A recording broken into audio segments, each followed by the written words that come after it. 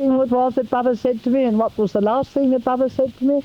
Well, as far as my memory will go so far back, Baba said, "Are you happy?" when I saw him, and I said, "Yes, I think so." And Baba said, "Be happy, don't worry, and I will help you." And then that was in 1931, when Baba's first visit to the West, and he came to stay at my parents' home.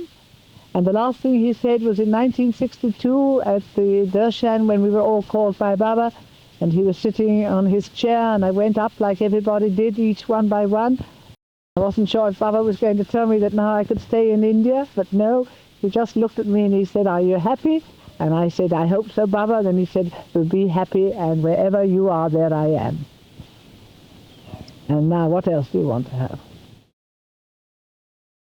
And I was in India on and off till 1952, and I'm still with Baba now, and now it's 1969, and I've never had one moment of doubt in my mind as to what Baba was. Although my brother left Baba for his own reasons, it never had the slightest effect on me. I never for one moment gave it a thought, well, I must do what my brother's done.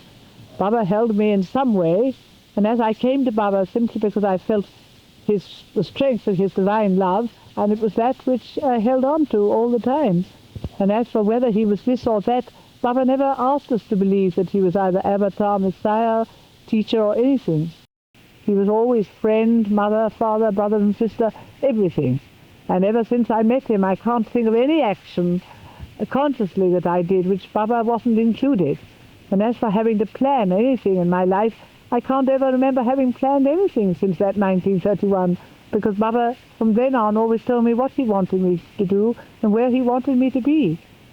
And so that has been my life ever since I met Baba, and still is. And as for Baba having given up his physical body a year ago, as Elizabeth and I both feel Baba had already helped us for that separation by calling us from India some years earlier, and we carry on just as we did when Baba was with us, because we had always had to think of Baba in India and not with us, and now his presence is stronger than it ever was, and so life remains as it always was.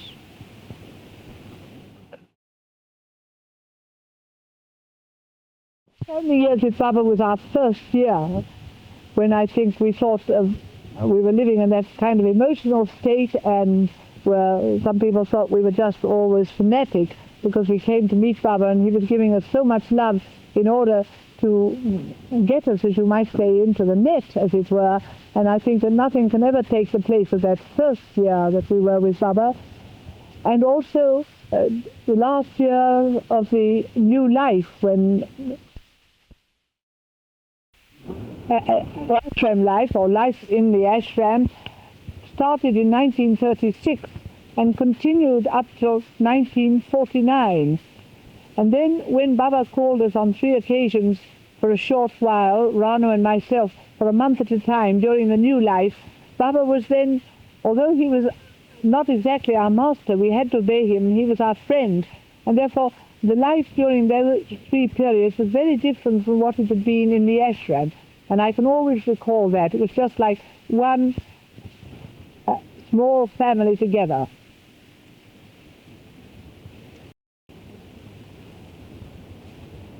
And was there much harmony in the ashram then? Perfect. It was just perfect. There were only about 8 or 10, and Baba was in that new life phase and was suffering very much. And all of us who were there, we all were doing our best to make things as easy as we could, and we were just like one happy family. Baba wasn't, as far as we knew, there wasn't any discipline attached to it, although Baba was always aware of everything that you were doing, just as much as I believe today. Although Baba's not with us physically, we still are undergoing tests. We are still having to be always remembering what Baba wants us to do. Our training has not finished by any manner of means, although we may not be quite so conscious of it as when Baba is in our physical presence. When Baba came in, I understand that there were times when if there was any disharmony, Baba would do something to fix it. Yes, I mean, Baba always was quite aware of the undercurrents that went on, whether you showed it outwardly or not. And if Baba had that particular time and wished it, he would bring it up, and it would be solved there and then. Or if he felt that you could solve those things by yourself, then he preferred not to interfere. and therefore it would carry on for some little time. In the early days, Baba definitely went about bringing up our moods very quickly. Later on, he left it more for ourselves to overcome, because he hadn't got the time. He said his universal work had begun and he couldn't go. Then I think the thing that I recall now, since my visit a week or a month ago to India, is that beautiful picture on the tree. I heard from India only today, and they said they always think of me sitting on a stool in front of that tree. And it's true. I think it's the most remarkable thing, that miracle of Baba's. It's the most perfect portrait of Baba carved out of that tree. And to me, it's such a strong,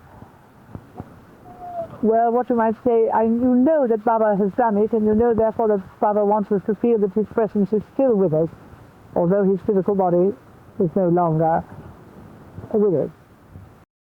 It was in the month of June or July that the women there at Mehrazad saw Baba's face coming up in the trees. It was first Mehra who saw it, and nobody knew anything about it until one day, after a few months, I happened to go to Mehrazad and I was informed about it. I was so taken up by it. They showed me and I had a look in Baba's face, and such a marked resemblance. I was very much impressed by it, and I thought it is time that people should know about it. And when I went back home, I felt that maybe there are so many persons in the world who do not accept Baba, but here even there is a tree in the garden at Mehrazad who accepts the presence of Baba, and expresses it through forming a picture, Baba, which has such a marked resemblance to his face, to his forehead, and the cloth that he used to tie around his forehead.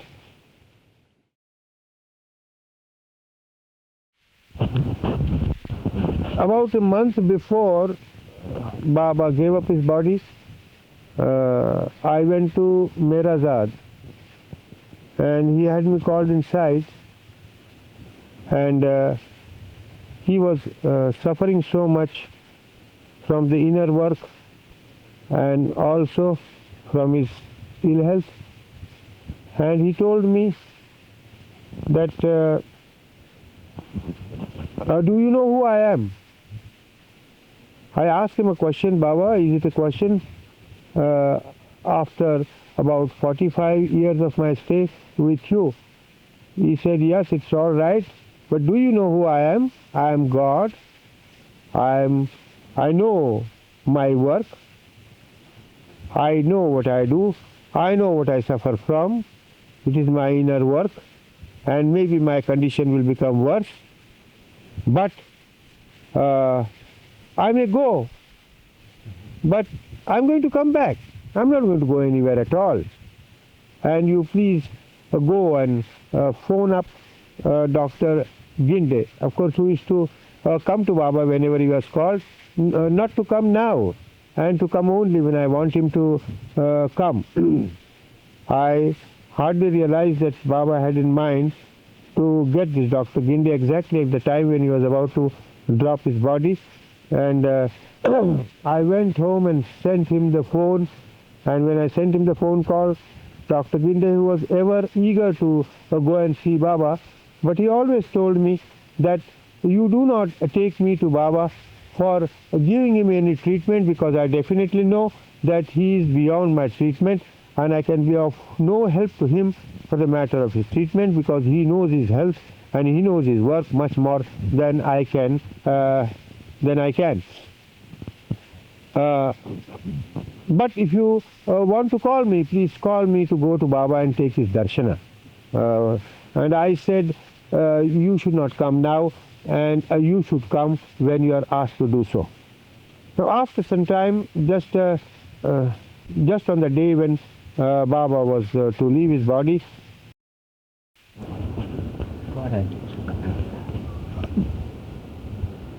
I got the message from him that I should immediately call Dr. Ginde. from Bombay. I sent a phone and he immediately left Bombay in his car to go over to Ahmednagar.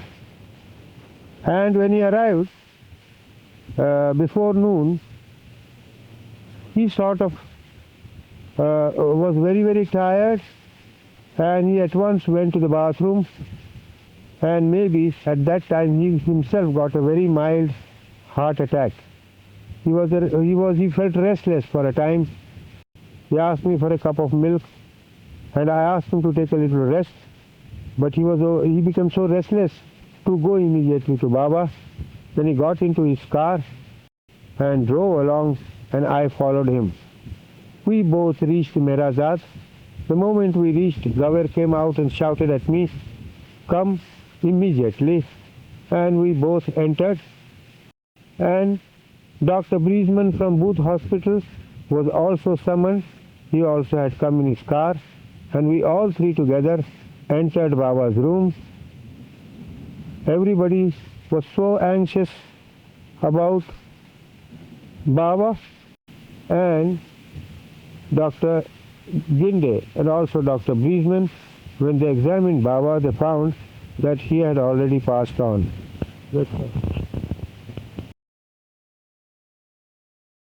Nothing more to say.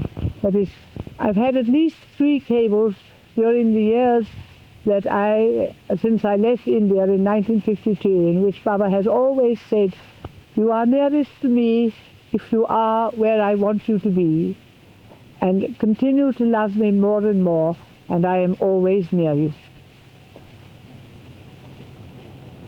No other message did Baba ever really give me, and it was the only one that I really needed since he sent me back from India, when I had thought perhaps I was going to always be in India. But when he said, "You are, I send you where I want you to be for my work," then one can be happy under all circumstances.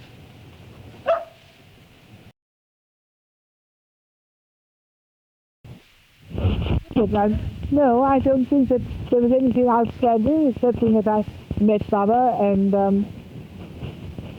when we first came to England, and Baba had always said, even on that first morning that he was with us, and I happened to mention, he said, "Is everything you want?" And I said, "Yes, increased capacity to love, Baba, and an increased capacity for service." And Baba said, "You will have both in a very short while." And now within a week of that, Baba saying that, he called me from London to go down to the ashram at East Chalicum, where Meredith Starr was. And he said, "Come and stay a week and bring your niece with you, called Zilla, a girl of 14. And I went down and saw Baba, and that was on the Sunday. And then on the Thursday he called me and he said, "I want you to go back to London." And "But would you ask me to come and stay a week with you?" So Baba said, "But didn't you say that you wanted to serve?" And I said, "Yes, Baba." Well, then he said, "I have some work for you to go and do in London. I don't want to remain in London more than the 10 days. My work here is finished for the time being, and I want to go on to New York. And I want you to arrange for my passages to go on to New York." So I left and said that was okay, Baba. And ever since then it's been the same.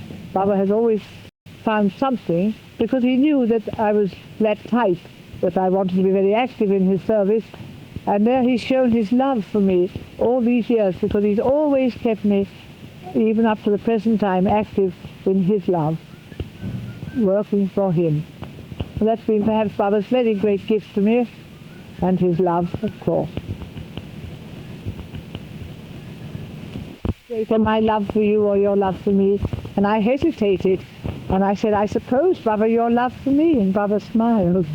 That was very early on, of course, you see. But you know, I think it's very important that we think so much about our love for Baba, and I sometimes think we need to think a little bit about Baba's love for us, which is the greater, and which we take so much for granted.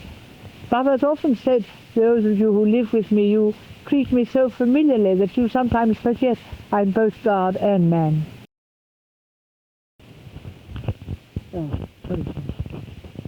I want you to tear it up after that. You do so much, I do so much, and they can really win you there. It's so difficult to figure everything where they say. Oh, now look at him. You never know what's happening here. Let's take our Christmas. Oh. what you would like to have tonight? You haven't said what you did.